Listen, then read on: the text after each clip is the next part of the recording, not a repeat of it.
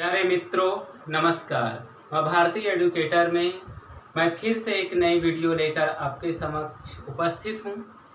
मेरे प्यारे साथियों, हमने इससे पहले भौतिकी क्या है उस पर चर्चा किए थे तथा ये भी देखे थे कि वैज्ञानिक विधि क्या है, वैज्ञानिक दृष्टिकोण क्या है, वैज्ञानिक सोच क्या है। उनमें देखे थे वैज्ञानिक अनुवेंशी, मतलब कोई भी व्यक्ति होता है वो अन्वेषी प्रकृति का होता है, अन्वेषण करता है, वैज्ञानिक सोच विकसित करता है ना। उनके बाद देखे थे हम प्रकृति का नियम। प्रकृति का नियम यथार्थ सत्य है तथा वह कभी भी बदल नहीं सकती है, मतलब वह जो है वो शाश्वत है, सत्य है।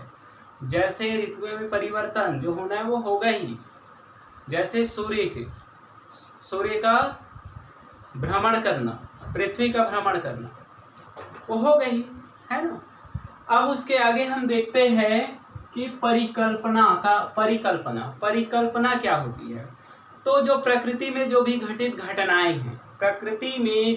घटित घटनाएं हैं उन्हीं घटनाओं को आधार बनाकर उन पर प्रेक्षण करना तथा उनके परिणामों अथवा प्रेक्षण करना तथा उन पर एक कार्यकारिणी नियम तैयार करना, एक कार्यकारिणी नियम बनाना, ऑब्जर्वेशन रूल्स बनाना, ठीक है। उन्हें हम कहेंगे परिकल्पना। परिकल्पना में होता कुछ नहीं, कार्यकारिणी नियम का निर्माण होता है। उसके बाद आती है सिद्धांत। सिद्धांत क्या है? तो सिद्धांत जब परिकल्पना का निर्माण हो जाता है तो उन्हीं परिकल्पनाओं के निर्माण के आधार पर हम जो परीक्षण किए रहते हैं, जो हमारे पास डाटा रहता है, आंकड़ा रहता है, उन्हीं आंकड़ों में जो प्रकृति में जो भी घटित घटनाएं हैं, कार्यकारिणी जो नियम हैं, उन्हीं नियम के आधार पर हम उन्हें एनालिसिस करते हैं, उन पर हम अन्वेषण करते हैं, खोज करते हैं तथा उस पर एक निष्कर्ष निकालते हैं। उसी निष्कर्ष को हम व्याख्या करते हैं। तो एक सिद्धांत के रूप में, एक नियम के रूप में हम देते हैं, उन्हें भौतिक सिद्धांत कहा जाता है। जैसे उदाहरण के लिए यह सिद्धांत परिवर्तनशील है, कभी भी सिद्धांत स्थिर नहीं रहता है, यह कभी भी बदल सकता है। जैसे पहले माना जाता था कि जो पृथ्वी है वो सपाट है, ठीक है, पृथ्वी सपाट होती है, ऐसा माना जाता था।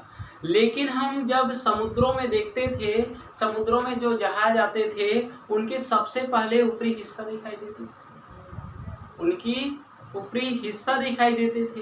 तो इससे यह सिद्ध हुआ कि पृथ्वी सपाट नहीं है बल्कि गोलाकार है, ठीक है, बल्कि वो क्या है, गोलाकार है। लेकिन गोलाकार है यह मान लिया गया। लेकिन अगर बाद में हम देखा जाए कि बाद में देखा गया कि जो पृथ्वी सपाट है, उन्हीं सपाट में जब छाया की व्याख्या किया गया तो यह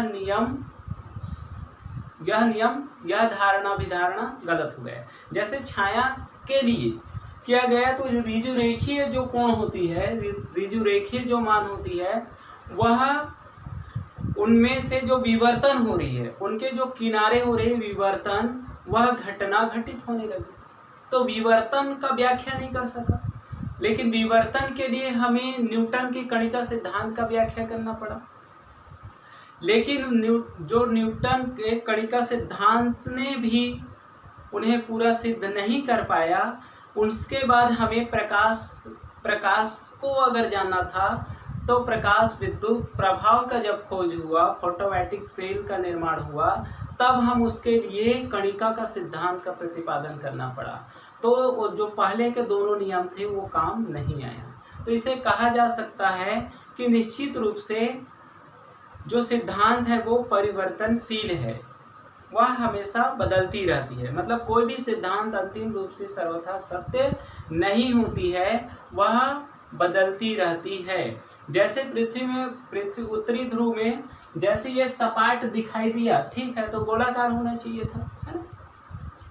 तो जब जो जहाज आ रही थी वो गोलाकार होना था, लेकिन हुआ क्या, बल्कि सपाट था, वो गोलाकार दिखाई देने लगा, लेकिन गोलाकार है चलो ठीक है, लेकिन गुरुत्व का मान हमेशा हर जगह अलग अलग रहने लगा। अलग अलग, जैसे उत्तरी ध्रुव के ओर जाओगे गुरुत्वी बढ़ने लगा, दक्षिणी ध्रुव के ओर जाओगे तो गुरुत्वी का मान होता है वो कम होने लगा। इस तरह से इनमें अलग अलग स्थानों पर अलग अलग मान था, जिसके कारण से यह सिद्ध नहीं हो सका कि पृथ्वी कैसे है। तब जब पृथ्वी कैसे है तब पता चला, तब उनके आधार पर हमें एक निश्चित मान मानना पड़ा कि पृथ्वी ध्रुवों के कारण वह गोलाकार नहीं है बल्कि दीर्घवृत्ताकार है। ये केपलर ने बाद में सिद्ध किया। ठीक है, फिर कोपरनिकस ने अंत में हमें दीर्घवृत्तीय सिद्धांत करके एक नियम दिया। अब हम देखते हैं, तो इस तरह से अब हम देखें सिद्धांत परिवर्तनशील है तथा भौतिक निकाय में जो भी परिवर्तन होते हैं उन्हीं के नियम के आधार पर हम सिद्धांत बनाते हैं। सिद्धांत असफल भी हो सकता है, सिद्धांत पूर्ण रूप से अंतिम सत्य नहीं हो सकता, जबकि कार्यकारिणी जो नियम होते हैं, प्रकृति के जो नियम होते हैं वह सत्य है, सर्वथा सत्य है, वह निश्चित रूप से जो है वही होगा, यथार्थ है, सत्य है, उनमें कोई परिवर्तन नहीं किया जा सकता। तो कार्यकारिणी नियम या प्राकृत का सिद्धांत यही है, प्रकृति का सिद्धांत यही है कि जो नियम है प्रकृति में क्या हो रही है उस घटित घटनाओं को ज्ञात करना प्राकृत नियम कहलाता है। उन्हीं नियम और उन्हीं प्राकृत निकाय के आधार पर हम आगे अन्वेषण कार्य करते हैं। अब बात आती है वैज्ञानिक विधि का। तो वैज्ञानिक विधि क्या है? तो वैज्ञानिक विधि में हम देखते हैं कि वैज्ञानिक विधि मतलब वैज्ञानिक अनुसंधान कार्य के लिए वैज्ञानिकों के द्वारा अपनाई गई क्रमबद्ध, सुव्यवस्थित और तर्क संगत युक्ति को हम वैज्ञानिक विधि कहेंगे, है ना।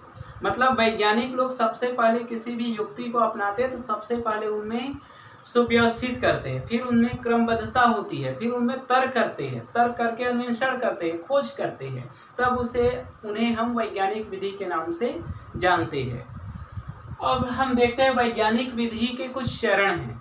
वैज्ञानिक विधि के निम्न 5 चरण हैं। वैज्ञानिक विधि के जो चरण हैं उनमें पहला चरण है क्रमबद्ध प्रेक्षण। तो वैज्ञानिक विधि में सबसे पहले जिसके बारे में हमें अन्वेषण करना होता है उनके बारे में पूरी जानकारी इकट्ठा करना होता है, पूरी डाटा कलेक्ट करना होता है और कलेक्ट करके उन्हें सुव्यवस्थित क्रमबद्ध कर लिया जाता है तथा उस पर तर्क करने के लायक बना दिया जाता है। वो होता है क्रमबद्ध प्रेक्षण। उनके बाद आता है परिकल्पना का निर्माण। अब क्रमबद्ध जो प्रेक्षण होता है उस पर तर्क संगत ढंग से कार्यकारिणी नियम बनाते हैं। कार्यकारिणी नियम, परिकल्पना का निर्माण मतलब प्रकृति में जो उस डाटा से उस आंकड़ा से जो निष्कर्ष निकलता है उस निष्कर्ष के आधार पर हम एक परिकल्पना बनाते हैं, एक नियम बनाते हैं और उसके बाद फिर परिकल्पना का परीक्षण करते हैं। जो परिकल्पना हम बनाए रहते हैं उन परिकल्पना का हम फिर परीक्षण करते हैं और जब परीक्षण करते हैं तो उसमें हम अन्वेषण कार्य करते हैं, खोज रहे होते हैं और उस पर हम अन्वेषण करके उस पर तर्क से हम यह सिद्ध करते हैं कि एक अंतिम नियम बना लेते हैं जिन्हें सिद्धांत कहा जाता है। उस अंतिम सिद्धांत बना लिया जाता है, उसके आधार पर फिर भविष्यवाणी करते हैं। जब भविष्यवाणी होते हैं तो उसके अंत में हम प्रयोग तथा अंतिम निष्कर्ष देते हैं। उनके बाद हम वो जो भविष्यवाणी है उस पर फिर बार बार हम प्रयोग करते हैं तथा अंतिम रूप से निष्कर्ष निकालते हैं कि यह वास्तव में जैसे घटित घटना हमने भविष्यवाणी की है वैसे ही यह घटित हो रही है। लेकिन देखते हैं कि यह कभी कभी फेल भी हो जाता है, कभी कभी अंतिम रूप से सिद्ध नहीं हो पाता, तो हम पुनः फिर से वही प्रक्रिया अपनाते हैं, परिकल्पना का निर्माण करते हैं, परिकल्पना का परीक्षण करते हैं, फिर अंतिम सिद्धांत देते हैं, प्रयोग करते हैं, फिर अंतिम सिद्धांत देते हैं और फिर अंत में सत्यापन करते हैं। अगर यह प्रक्रिया धीरे धीरे अगर सफल हो जाती है तो हम उनका बार बार प्रयोग करते हैं। बार बार प्रयोग करने से अंतिम निष्कर्ष के रूप में हम उन्हें सिद्ध कर देते हैं तथा उस पर हम मॉडलाइजेशन करते हैं, मतलब उसका हम एक गणितीय सूत्र में उन्हें रख देते हैं, जैसे बल F=ma होता है, उसी तरह से जो सार्वत्रिक नियम है वो हम दे देते हैं। इस तरह से ये वैज्ञानिक विधि है। अब वैज्ञानिक विधि का महत्व क्या है?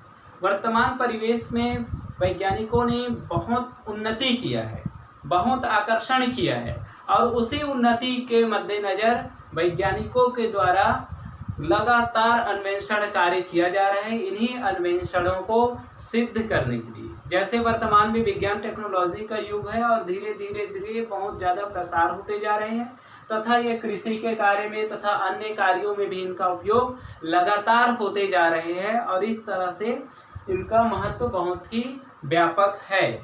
यह वैज्ञानिक विधि का महत्व सिर्फ सामाजिक ही नहीं है, सिर्फ विज्ञान के लिए नहीं है, बल्कि समाज के लिए है, राजनीति के लिए है, अन्य देशों के लिए भी है। विभिन्न चरणों में, खेतों में भी इनका उपयोग किया जाता है, हम अपने जीवन में भी इनका उपयोग करते हैं। इस तरह से देखा जाए कि वैज्ञानिक विधि एक क्रमबद्ध प्रेक्षण करते हैं, परिकल्पना का निर्माण करते हैं, परिकल्पना का परीक्षण करते हैं, फिर परिणाम के अंतिम सिद्धांत दे दिया जाता है। इस तरह से हम देखते हैं कि जो वैज्ञानिक विधि होता है वो पूर्णतः सत्य सिद्ध होता है। जैसे कोई भी कार्य करते हैं, तो मान लो मुझे कोई कार्य करना है, जैसे बारिश होगी कि नहीं, पहले उनके लिए अलग अलग मौसम का पूर्वानुमान लगाते हैं, उन्हीं अनुमानों के आधार पर डेटा इकट्ठा करते हैं, आंकड़ा इकट्ठा करते हैं, आंकड़ा इकट्ठा करने के बाद उन पर परिकल्पना का निर्माण करते हैं कि बारिश हो सकती है, क्या बारिश हो सकती है, उस तरह से एक परिकल्पना का निर्माण कर दिया, फिर उस पर एक नियम बनाते, कार्यकारी सिद्धांत देते हैं, फिर उन पर परीक्षण करते हैं और प्रयोगों से सिद्ध होता है कि बारिश हो सकती है, ऐसी संभावना है। फिर उस पर परीक्षण करते हैं, टेस्ट करते हैं, उसके बाद फिर अंतिम रूप से निष्कर्ष निकाल देते हैं कि यह भविष्यवाणी सर्वथा ठीक है या सटीक है। इस तरह से वैज्ञानिकों के द्वारा अपनाई गई क्रमबद्ध, सुव्यवस्थित और तर्कसंगत युक्ति को ही हम वैज्ञानिक विधि कहते हैं। और इनका महत्व, वैज्ञानिक विधि का महत्व सिर्फ इतना ही नहीं है कि सिर्फ ये विज्ञान के लिए ही है, बल्कि ये कोरोना जैसे महामारी के लिए भी यह सर्वथा सत्य सिद्ध हो रही है, तथा उनके उपयोगी दवाइयाँ जुटाने में काफ़ी मदद कर रही है।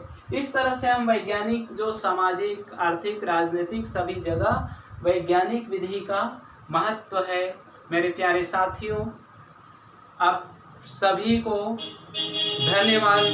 और ये परिकल्पना का निर्माण वैज्ञानिक विधि जिन्हें हमने आज समझा है, निश्चित रूप से आपको समझ आए होंगे।